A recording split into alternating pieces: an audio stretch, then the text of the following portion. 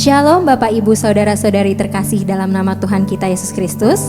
Hari ini kita akan memulai ibadah pengucapan syukur kemerdekaan Republik Indonesia yang ke-77 di channel YouTube GPSI Pancaran Kasih Allah. Kita akan menyembah Tuhan dengan lagu Doa Kami.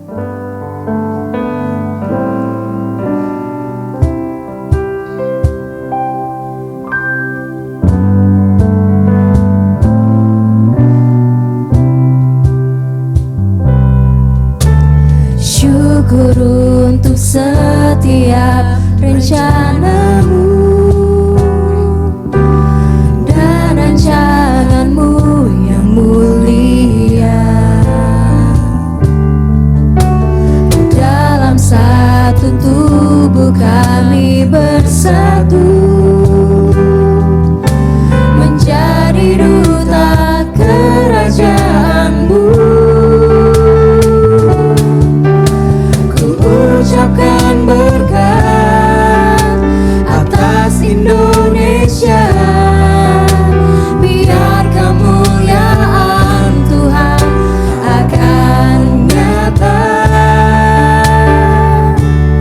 bagi bangsa ini.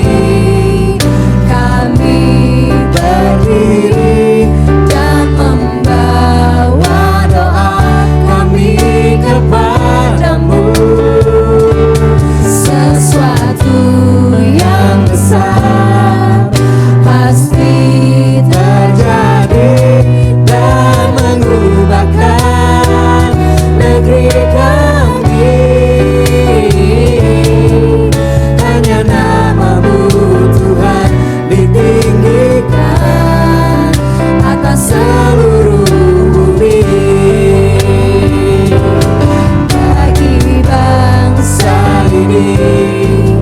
Kami berdiri dan membawa doa kami kepadamu. Sesuatu yang besar pasti terjadi dan mengubahkan negeri kami. Hanya namamu Tuhan ditinggikan, hanya namamu Tuhan ditinggikan, hanya namamu Tuhan ditinggikan atas seluruh bumi. Mari kita bersatu dalam doa. Bapa yang baik, kami sungguh mengucap syukur dan terima kasih Bapa untuk segala berkat dan penyertaan yang boleh Tuhan Yesus berikan buat kami hingga pada saat hari ini. Terima kasih Bapa kalau kami sebagai rakyat negara Republik Indonesia Bapa, kami boleh merayakan kemerdekaan kami yang ke-77. Tuhan berkati bangsa ini Bapa, Tuhan berkati negara kami Tuhan, bangsa Indonesia Tuhan, agar kami boleh menjadi negara yang semakin maju Tuhan, kami menjadi bangsa yang semakin menyenangkan hati Tuhan Yesus. Tuhan, kami serahkan ibadah pada hari ini hanya ke dalam tangan penyertaan Tuhan Yesus, di dalam nama Tuhan Yesus Kristus. Haleluya, amin. Kita akan mempersiapkan diri kita untuk mendengarkan firman Tuhan. Mari kita menyanyikan lagu Yesus Tuhan yang layak ditinggikan.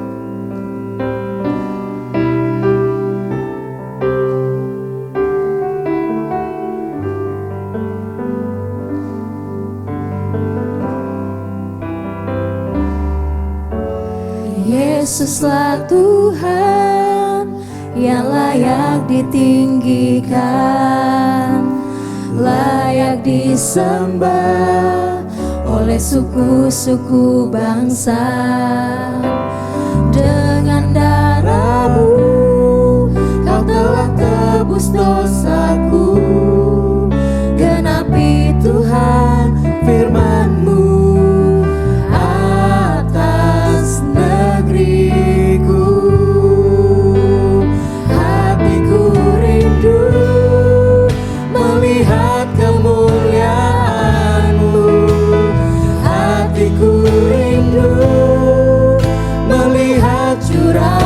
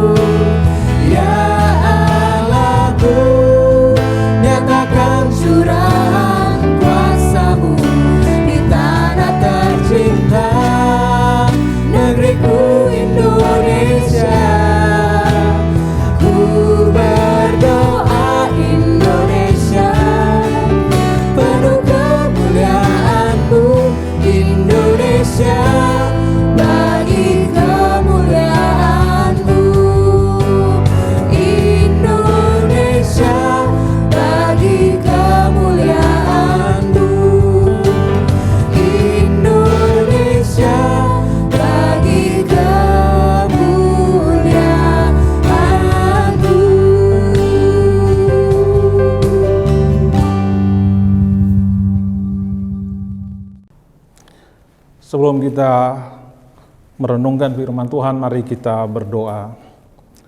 Bapa yang baik, Bapa yang sangat mengasihi kami, Bapa yang memiliki rancangan damai sejahtera, Bapa yang memiliki perhatian yang sempurna atas hidup kami.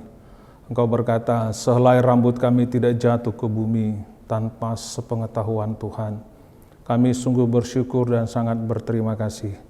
Setiap kasih dan kebaikan Tuhan sampai saat ini kami boleh memperingati perayaan kemerdekaan Indonesia, semua karena anugerah Tuhan. Dalam rangka itulah Tuhan kami ingin melihat kebenaran firman-Mu untuk memahami kemerdekaan yang dikerjakan oleh Kristus bagi setiap orang percaya. Hamba mohon belas kasihan Tuhan agar kiranya Roh Allah yang kudus melawati hati dan pikiran kami, memberikan kami hikmat dan pengertian untuk menerima dan memahami firman-Mu.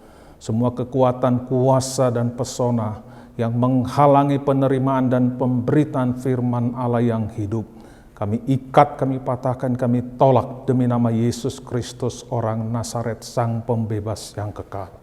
Berfirmanlah kepada setiap kami, ya Allah, demi nama Yesus Kristus. Amin. Merdeka! Merdeka! Merdeka. Saudara yang dikasihi oleh Tuhan, untuk mendasari pemberitaan firman Tuhan, saya mengajak kita untuk bersama membuka Alkitab dan membaca Galatia pasal 4 ayat 1 sampai 11. Demikian firman Tuhan. Yang dimaksud ialah selama seorang ahli waris belum akil balik, sedikit pun ia tidak berbeda dengan seorang hamba. Sungguh pun ia adalah tuan dari segala sesuatu. Tetapi ia berada di bawah perwalian dan pengawasan sampai pada saat yang telah ditentukan oleh Bapanya. Demikian pula kita, selama kita belum akil balik, kita takluk kepada roh-roh dunia. Tetapi setelah genap waktunya, Allah mengutus anaknya yang lahir dari seorang perempuan dan takluk kepada hukum Taurat. Ia diutus untuk menebus mereka yang takluk kepada hukum Taurat supaya kita diterima menjadi anak. Dan karena kamu adalah anak, maka Allah telah menyuruh roh anaknya ke dalam hati kita yang berseru, ya Aba, ya Bapa. Jadi kamu bukan lagi hamba, melainkan anak. Jikalau kamu anak, maka kamu juga adalah ahli-ahli waris oleh Allah. Dahulu ketika kamu tidak mengenal Allah, kamu memperhambakan diri kepada Allah yang pada hakikatnya bukan Allah. Tetapi sekarang sesudah kamu mengenal Allah, atau lebih baik sesudah kamu dikenal Allah, bagaimanakah kamu berbalik lagi kepada roh-roh dunia yang lemah dan miskin, dan mau mulai memperhambakan diri lagi kepadanya? Kamu dengan teliti memelihara hari-hari tertentu dan bulan-bulan, masa-masa yang tetap dan tahun-tahun. Aku khawatir kalau susah payahku untuk kamu telah sia-sia. Hari ini kita memperingati ulang tahun kemerdekaan Indonesia yang ke-77. Ini berbicara tentang kebebasan Indonesia dari penjajahan. Namun Alkitab juga berbicara tentang kemerdekaan. Di dalam Galatia pasal 4 ayat 1 sampai 11, tema yang kita coba renungkan adalah kemerdekaan sejati dalam Kristus melenyapkan perhambaan. Dalam waktu ini kita belajar secara singkat. Di dalam secara khusus ayat yang ke-9 kita fokus kepada ayat yang tersebut. Dahulu ketika kamu tidak mengenal Allah, kamu memperhambakan diri kepada Allah yang pada hakikatnya bukan Allah. Tetapi sekarang, sesudah kamu mengenal Allah, saudara yang dikasihi oleh Tuhan, kalau kita melihat ayat yang ke-9, 8 dan 9, ada dua hal yang berbicara tentang waktu. Dahulu, kata Rasul Paulus, kamu tidak mengenal Allah, kamu menghambakan diri kepada Allah yang pada hakikatnya bukan Allah. Tetapi sekarang, sesudah kamu mengenal Allah, atau lebih baik sesudah kamu dikenal Allah, bagaimanakah kamu berbalik lagi? Oh saudara, ini sangat membingungkan. Nah ini yang perlu kita pahami ketika kita belajar tentang kemerdekaan seorang Kristen. Di dalam ayat 9, Paulus menggunakan satu lagi pertanyaan retoris yang kuat. Bagaimanakah, di sana dikatakan dalam ayat yang ke-9, bagaimanakah kamu berbalik lagi? Seolah-olah Rasul Paulus rada tidak percaya Nah, kalau kita mendalami istilah yang dipakai untuk mengenal dalam ayat yang ke-8 dan mengenal dalam ayat 9, ada hal yang berbeda. Di dalam ayat yang ke-9, di sana dikatakan kata mengenal itu dipakai istilah ginosko, yang artinya pengetahuan yang didasarkan pada pengalaman pribadi dari Allah. Jadi pengetahuan ini adalah pengetahuan yang datang dari Allah. Istilah ini secara teologis berarti pengetahuan tentang hubungan personal. Di dalam konteks orang Ibrani, istilah ini dipakai dalam Kejadian pasal 4 ayat 1, yaitu di sana dituliskan, kemudian manusia itu bersetubuh dengan Hawa istrinya dan mengandunglah perempuan itu lalu melahirkan Kain. Maka kata perempuan itu, aku telah mendapatkan seorang anak laki-laki dengan pertolongan Tuhan. Kata mengenal di sini dalam ayat yang ke-9 adalah berbicara tentang hubungan yang sangat intim dengan Tuhan, sehingga tidak ada lagi batas karena kedekatan itu yang sangat luar biasa. Dan kata ginosko, pengetahuan yang dipakai dalam ayat yang ke-9 juga berbicara tentang di dalam Yeremia 1 ayat 5, sebelum aku membentuk engkau dalam rahim ibumu, aku telah mengenal engkau, dan sebelum engkau keluar dari kandungan, aku telah menguduskan engkau. Suatu pengenalan yang dalam akan Tuhan. Kata ginosko ini berbicara tentang hubungan yang tidak didasarkan pada fakta-fakta tentang Allah. Jadi bukan hanya berbicara tentang teori, tapi lebih daripada itu. Allah sendiri yang menghadirkan dirinya untuk dikenal. Allah sendiri yang menghadirkan dirinya untuk dikenal.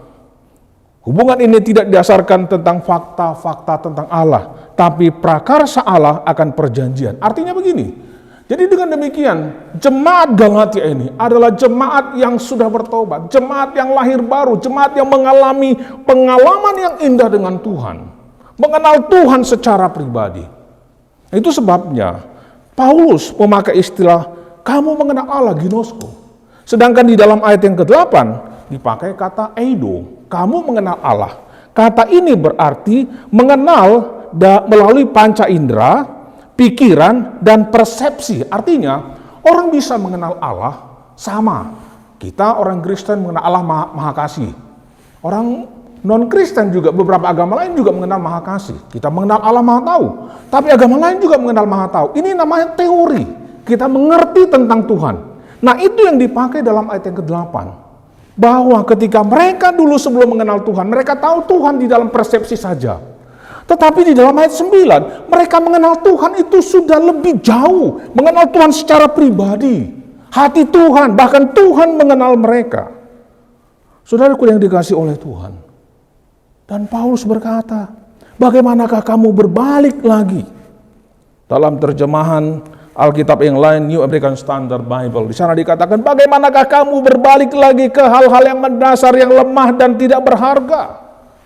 Dan dalam Alkitab yang lain, New King James, di sana dikatakan, bagaimana kamu berbalik lagi kepada elemen-elemen yang lemah dan miskin? Memperkuat pernyataan dalam ayat yang ke-8. Saudara yang dikasihi oleh Tuhan, ketika Paulus berkata, bagaimanakah kamu berbalik lagi kepada roh-roh dunia yang lemah? Artinya, Paulus menyoroti, kalau mereka sudah bertobat kepada Allah, nah sekarang mereka bertobat balik lagi kepada kepercayaan lama. Ini kan luar biasa ini. Tetapi inilah fakta, bahwa mereka tadinya sudah mengenal Tuhan, tetapi berbalik lagi kepada Allah-Allah lain. Dalam arti kata yang lebih luas, mereka menggantikan perbudakan kekafiran dosa dengan perbudakan Yudaisme. Karena pada waktu itu, di jemaat di Galatia, ketika Paulus tinggalkan, banyak guru-guru Yahudi yang belum mengenal Kristus secara jelas mengajarkan bahwa keselamatan itu harus dengan perjanjian lama, harus memakai hukum-hukum Taurat, hukum-hukum PL. Dan Paulus mengatakan, oh tidak, keselamatan itu iman di dalam Kristus. Ketika kita mengaku Kristus sebagai Tuhan dan Juru Selamat, maka dia juga menghadirkan rohnya di dalam hidup kita. Saudara yang dikasihi oleh Tuhan Yesus Kristus, ayat 8 dan 9 ini memberikan satu peringatan yang sangat besar dalam hidup kita. Jemaat di Galatia, jemaat yang hasil pelayanan Paulus, jemaat yang dilayani Paulus, jemaat yang bertobat. Bahkan di dalam ayat yang ke-9, di dalam ayat yang ke-11, di sana Paulus berkata, aku khawatir kalau susah payahku untuk kamu telah sia-sia. Dia berpikir, bagaimana nanti kesudahan jemaat ini? Dia berpikir, apakah mereka akan tetap berada dalam iman kepada Kristus? Sementara dia sudah mendengar berita bahwa mereka sudah kembali kepada hidup yang lama. Padahal mereka sudah mengenal Tuhan secara pribadi. Mengenal Kristus secara pribadi, mengalami karyanya secara pribadi. Saudara yang dikasihi oleh Tuhan Yesus Kristus, ini peringatan penting dalam hidup kita sebagai orang percaya.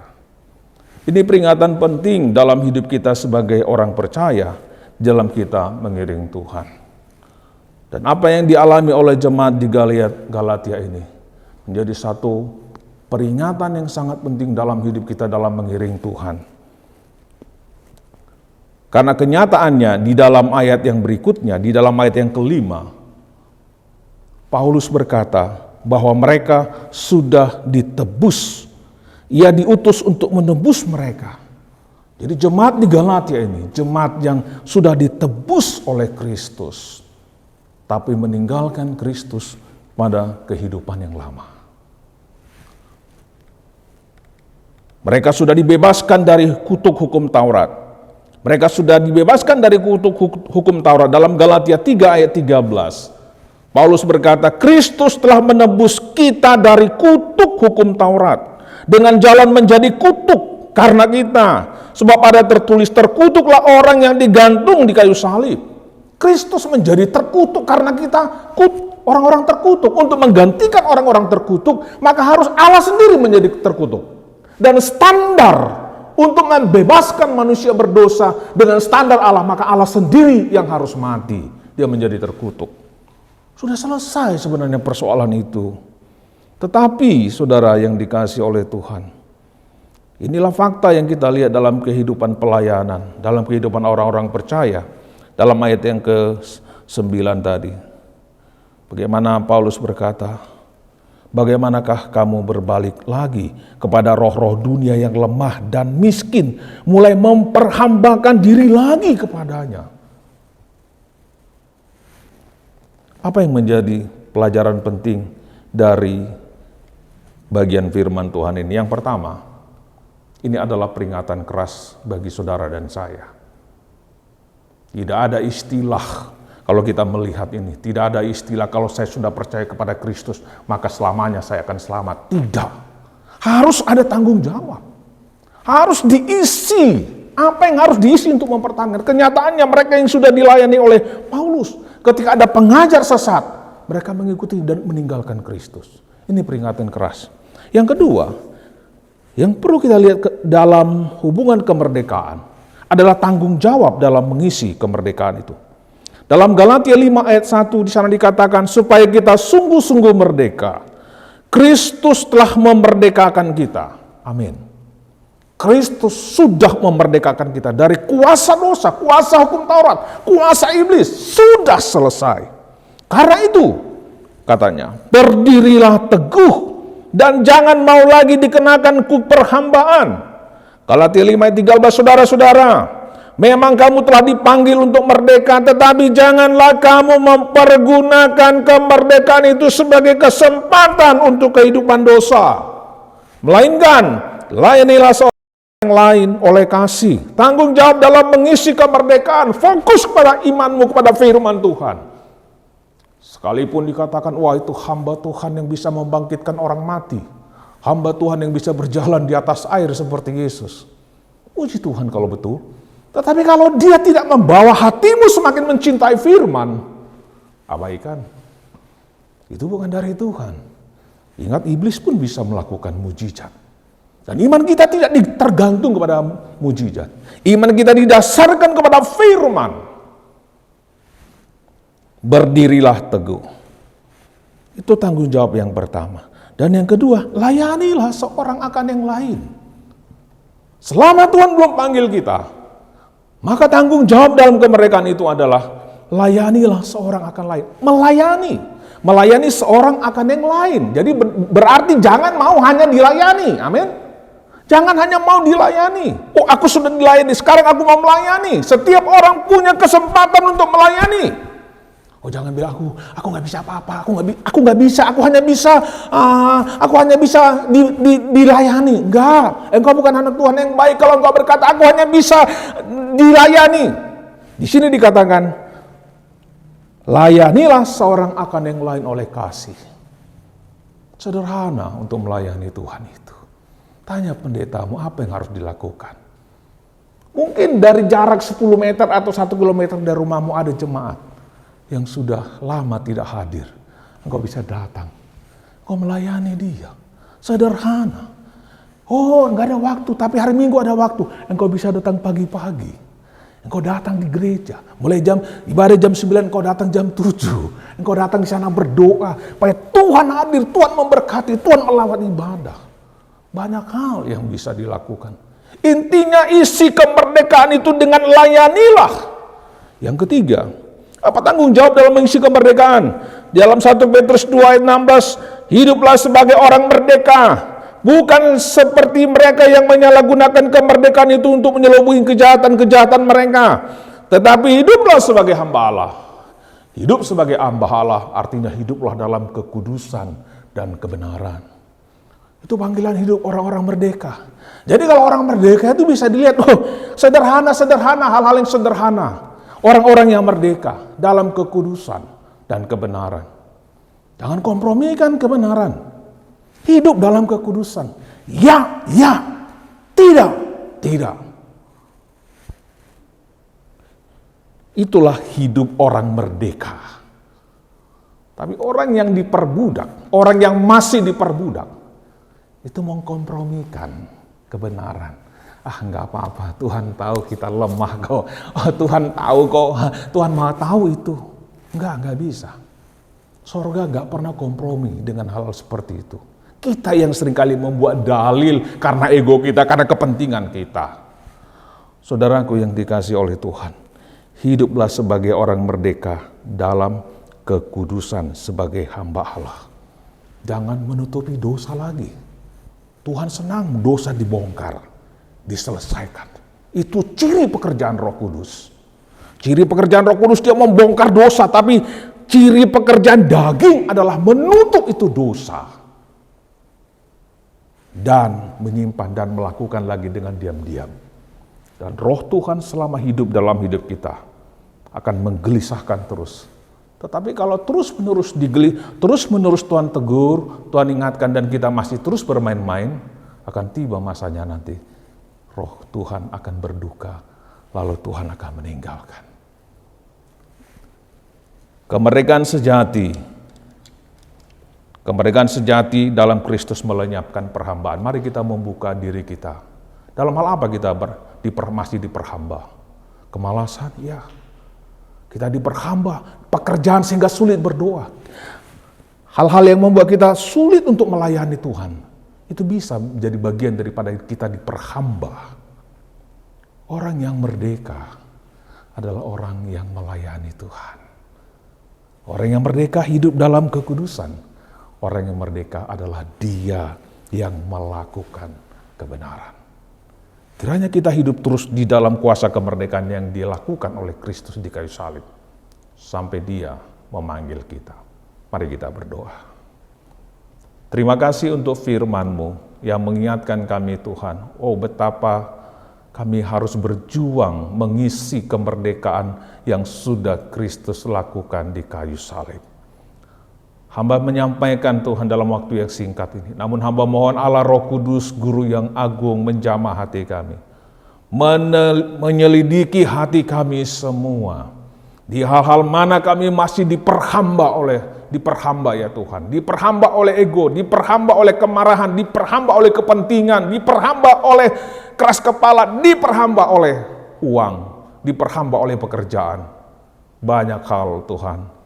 Di mana kami harus meminta Tuhan turun atas kami, melawati setiap kami. Sehingga sebagai anak Tuhan, di dalam mengisi kemerdekaan ini, kami sungguh-sungguh Tuhan hidup di dalam kekudusan, melayani satu dengan yang lain, berpegang teguh kepada kebenaran firman-Mu, sehingga apapun tidak dapat memisahkan kami dari Kristus. Ajari bimbing kami Tuhan, di tengah-tengah dunia yang penuh dengan tantangan ini, supaya kami dapat berdiri teguh dalam kebenaran-Mu. Berkatilah kami semua, demi nama Yesus Kristus, Allah yang sudah memerdekakan kami berdoa. Amin.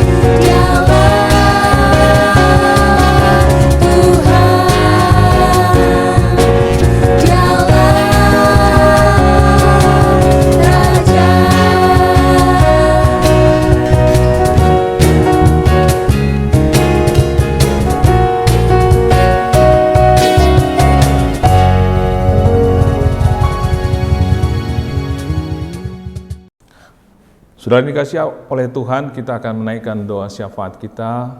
Mari kita tundukkan hati dan tundukkan kepala kita berdoa. Bapa di surga, pada pagi hari ini kami mau bersyafaat, kami mau berdoa untuk setiap jemaat Tuhan. Engkau paling tahu Tuhan apa yang mereka hadapi. Kami mohon belas kasihan Tuhan, mereka yang sakit, sembuhkanlah Tuhan, berikan kekuatan dan penghiburan.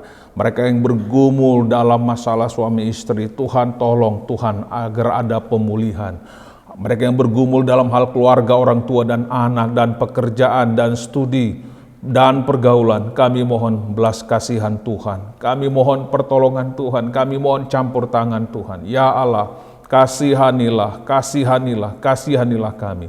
Kami sangat membutuhkan pertolongan Tuhan, sehingga jemaat-Mu Tuhan melihat kebesaran Tuhan, pertolongan Tuhan dalam hidup mereka. Mereka yang mulai undur dari Tuhan, kami mohon roh Tuhan yang maha kasih menjamah hati mereka, menarik mereka kembali untuk tetap dalam iman kepada Kristus. Terima kasih banyak Bapa di sorga. Kami berdoa juga untuk seluruh majelis penata layan dan hamba Tuhan, gembala jemaat yang melayani hamba-Mu Ibu Pendeta Deborah Tonggo. Tuhan, hamba berdoa beri mereka terus kesehatian yang daripada Allah untuk bergandengan tangan di dalam melayani Tuhan. Perlengkapi mereka Bapa dengan karunia-karunia roh Allah, sehingga mereka semua menjadi berkat di tangan Tuhan untuk melayani jemaat-Mu. Semua program yang sudah mereka tetapkan, Tuhan berkatilah, sehingga program itu boleh terlaksana dan menjadi berkat bagi jemaat-Mu, bagi kemuliaan nama-Mu. Kami berdoa bagi bangsa dan negara kami. Tuhan, terima kasih kami ada di tengah-tengah bangsa ini yang hari ini memperingati 77 tahun kemerdekaan Indonesia. Kami berdoa supaya para pemimpin bangsa ini, Bapak Jokowi, Bapak Kiai Haji Ma'ruf Amin beserta seluruh jajarannya sampai kepada ketua RT dan RW. Kami mohon belas kasihan Tuhan, beri mereka hikmat, bijaksana yang dari Tuhan, hati yang takut akan Tuhan dalam mereka melaksanakan tugas-tugas mereka. Kami berdoa supaya mereka dipakai oleh Tuhan untuk mensejahterakan bangsa ini. Tolonglah bangsa kami Tuhan, karena ada pertolongan daripadamu kami harapkan, dan pertolongan daripadamu lah Tuhan yang akan dapat menolong bangsa kami. Terima kasih banyak Bapak di surga, tahun politik yang akan segera dimulai dalam beberapa waktu ini. Kami berdoa juga supaya dapat berjalan dengan baik. Tidak ada orang-orang yang berusaha ingin mengacau. Kami berdoa, tangan kekuasaan Tuhan teruslah ada atas bangsa ini. Inilah doa syafaat permohonan kami, yang kami sampaikan kepadamu Bapa dalam satu nama Yesus Kristus Tuhan, yang bersama mengajar kami berdoa. Bapa kami di surga, dikuduskanlah namamu, datanglah kerajaanmu.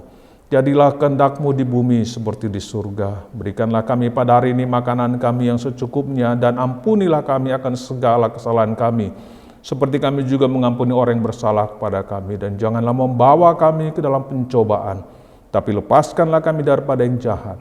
Karena Engkau yang punya kerajaan, dan kuasa, dan kemuliaan sampai selama-lamanya. Amin. Kita akan mengakhiri ibadah kita pada hari ini dan menerima doa berkat. Kita naikkan penyembahan My Jesus, My Savior.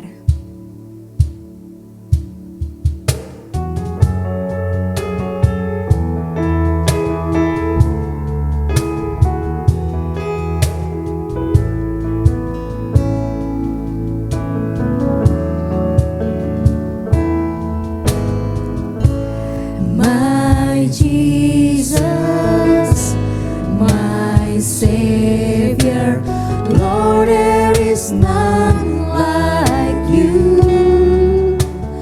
All of my days, I want to praise the wonders of your mighty love. My comfort, my shelter,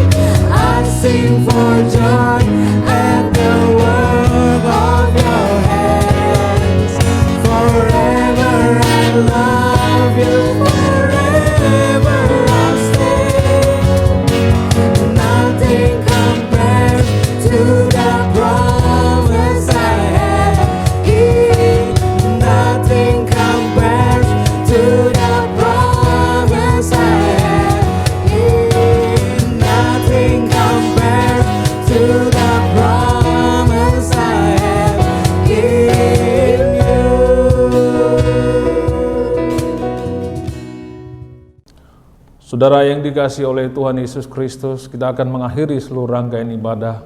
Arahkanlah hatimu kepada Tuhan dan terimalah berkat Tuhan dengan iman. Kasih karunia dari Tuhan kita Yesus Kristus, anugerah dari Allah Bapa kita di surga, serta persekutuan penghiburan dari Roh Allah yang kudus, turunlah menyertai saudara, mulai sejak hari ini sampai Maranatha, bahkan sampai selama-lamanya. Amin. Bagi Dia segala pujian, hormat serta syukur kekal selamanya. Bagi Dia segala pujian, hormat serta syukur